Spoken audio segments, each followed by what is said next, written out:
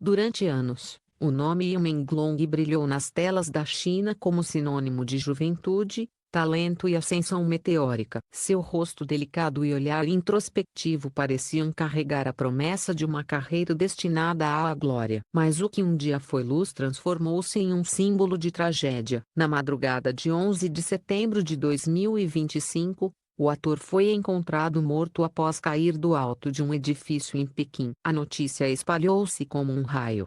O público chorou, os colegas postaram homenagens. Autoridades se apressaram em encerrar o caso, acidente.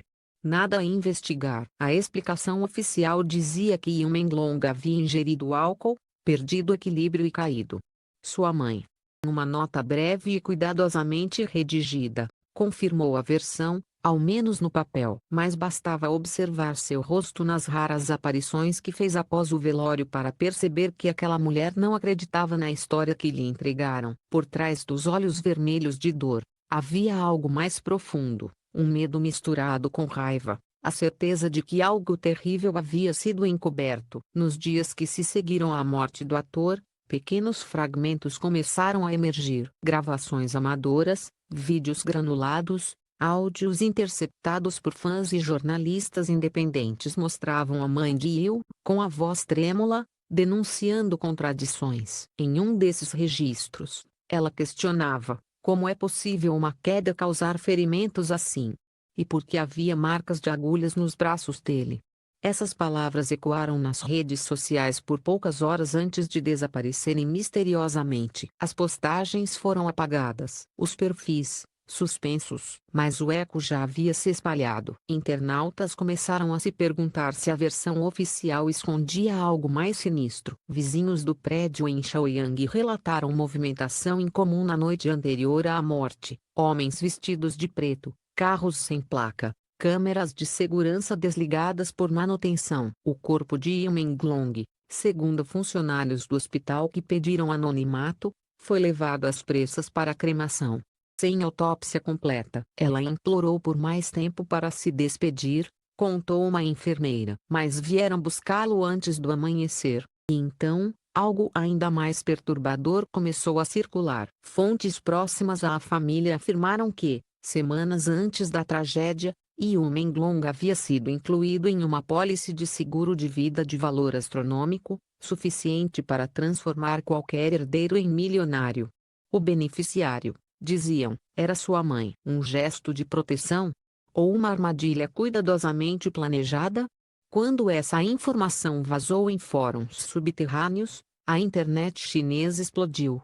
Teorias se multiplicaram. O governo permaneceu em silêncio absoluto. Enquanto isso, a mãe de Yu Menglong se tornou uma figura dividida entre a admiração e o medo.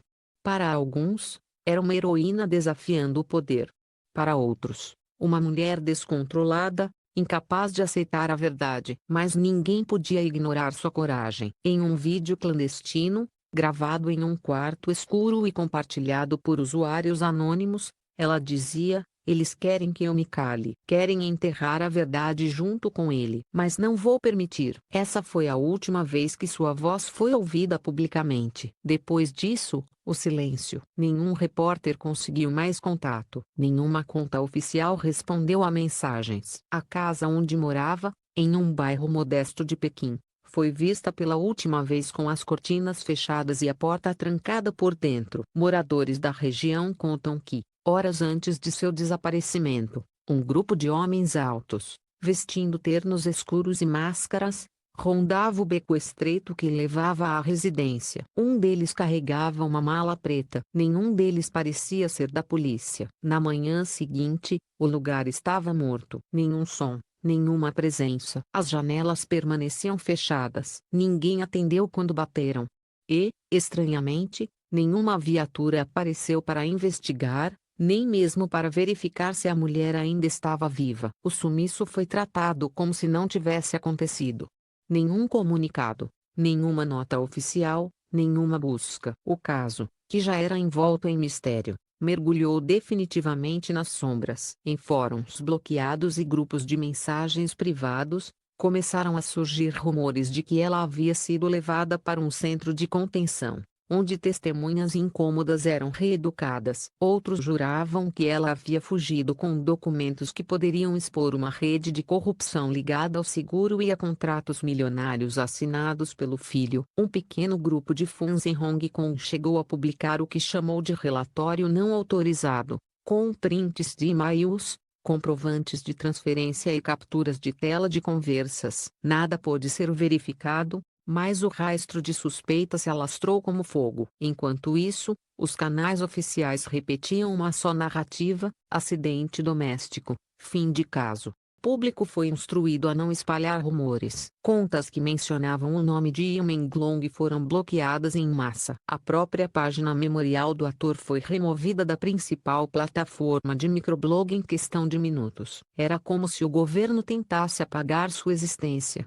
e, junto dela, a da mãe que ousara perguntar demais. A dor daquela mulher, antes tão pública, tornou-se um tabu. Seus amigos, vizinhos e antigos conhecidos começaram a ser visitados por oficiais que pediam discrição. Uma professora aposentada, que morava a poucos metros, confessou em sussurros: ela foi observada. Desde o dia em que falou, homens começaram a aparecer por aqui. E depois? Nada. Só silêncio. Outro morador descreveu algo ainda mais inquietante: eles não pareciam policiais, pareciam caçadores. Mas o mais arrepiante é a sensação de que a história foi cuidadosamente reescrita, que o acidente se tornou o roteiro perfeito para ocultar algo maior, que o desaparecimento da mãe de Lee Meng-lon não foi um acaso, mas o preço cobrado por ter desafiado o silêncio.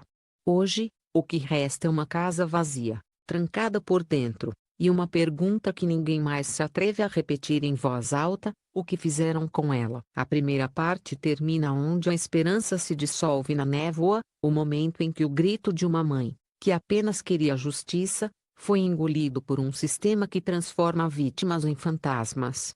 E assim, a história de Lee Meng-lon deixa de ser apenas a tragédia de um ator perdido, tornando-se o retrato sombrio de um país que prefere calar do que permitir que a verdade respire. O desaparecimento da mãe de Lee Meng-lon foi o ponto de ruptura. A partir desse momento, o caso deixou de ser apenas uma tragédia pessoal e se transformou em uma ferida aberta na consciência pública. O país inteiro parecia saber que algo estava errado, mas ninguém ousava nomear o que era. O nome dela desapareceu de registros públicos. Seus perfis foram apagados das redes sociais. Nenhum documento oficial reconheceu seu sumiço, como se aquela mulher jamais tivesse existido. Nos dias que se seguiram, internautas notaram algo estranho: postagens antigas de Lee Meng-lon começaram a ser editadas. Frases eram substituídas, legendas alteradas, vídeos reupados com pequenas diferenças. Um grupo de fãs dedicados,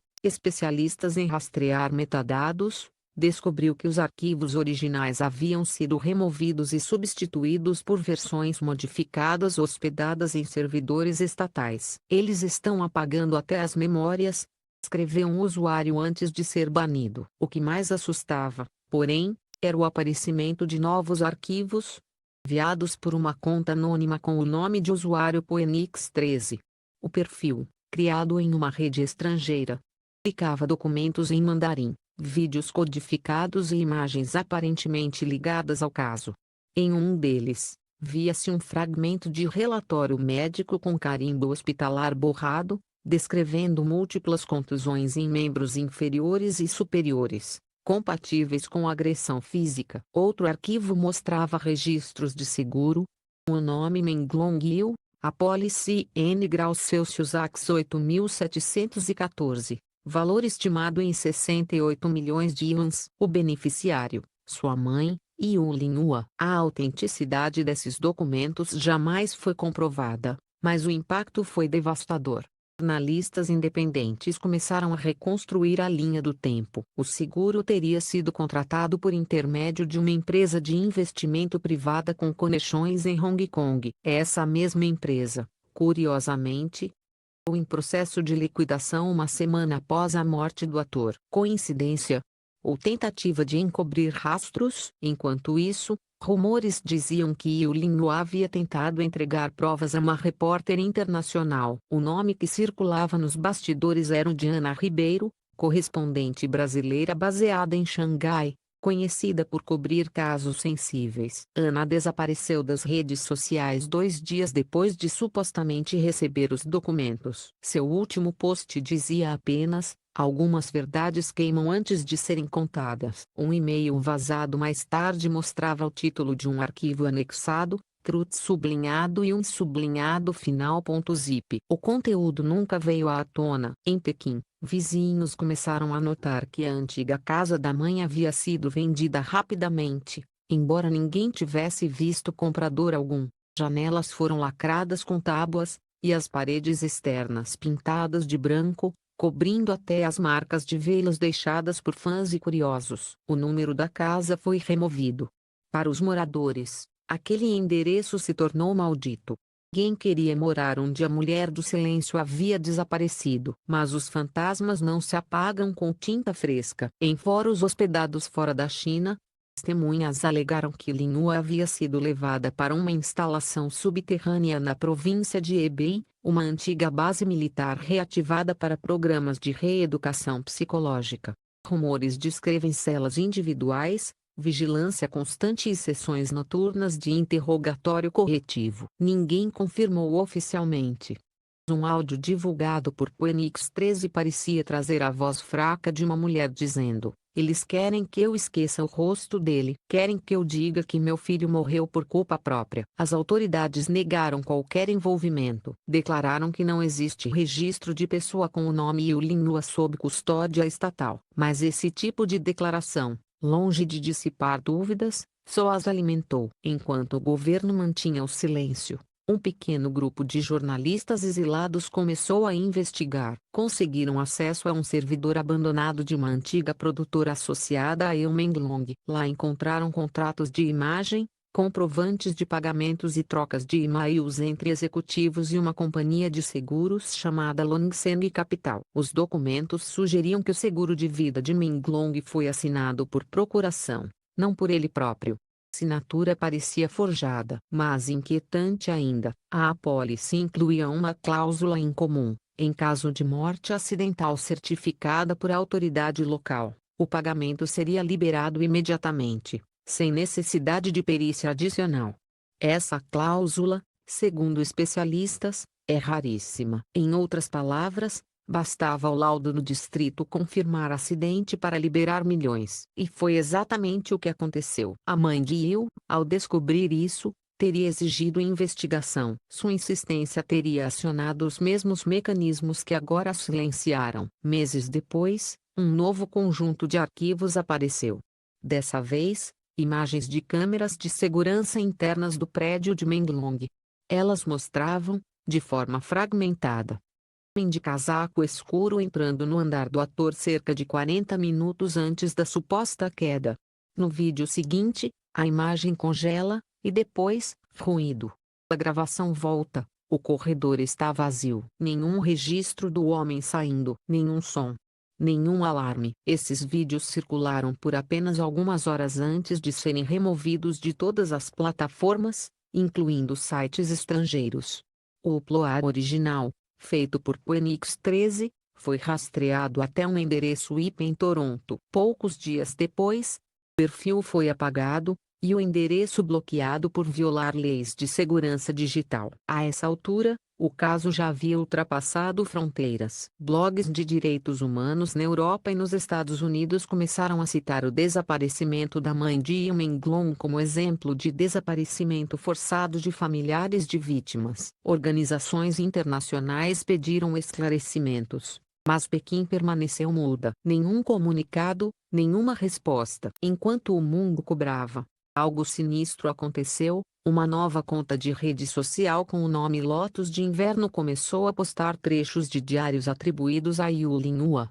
Os textos, supostamente escritos antes de sua captura, revelavam detalhes íntimos, seu medo, sua raiva, e a consciência de que estava sendo vigiada. Em uma passagem, ela escreveu: a verdade é uma lâmina, e toda mãe que a empunha contra o poder sangra até o silêncio. Esses textos, poéticos, dolorosos, quase proféticos, deram origem a um movimento online, número Voz de Lotus, reunindo milhares de usuários que exigiam justiça e lembrança. Durante algumas semanas, hashtags e vídeos de protesto circularam com força, até que, como sempre, apareceram das buscas. O nome Umenglong foi proibido de aparecer em transmissões ao vivo e discussões públicas. Suas séries foram temporariamente removidas de catálogos. Era o desaparecimento duplo: o filho, apagado da história, a mãe, apagada da realidade. Mas o que ninguém esperava era o último golpe. Em dezembro de 2025,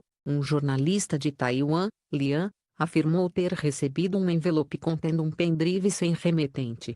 Dentro, havia apenas um vídeo. Nele, uma mulher magra, cabelos curtos e olhar esgotado, falava em sussurros: "Meu nome é Yulin Hua. Se vocês estão vendo isso, porque não consegui sair. Eles querem o silêncio."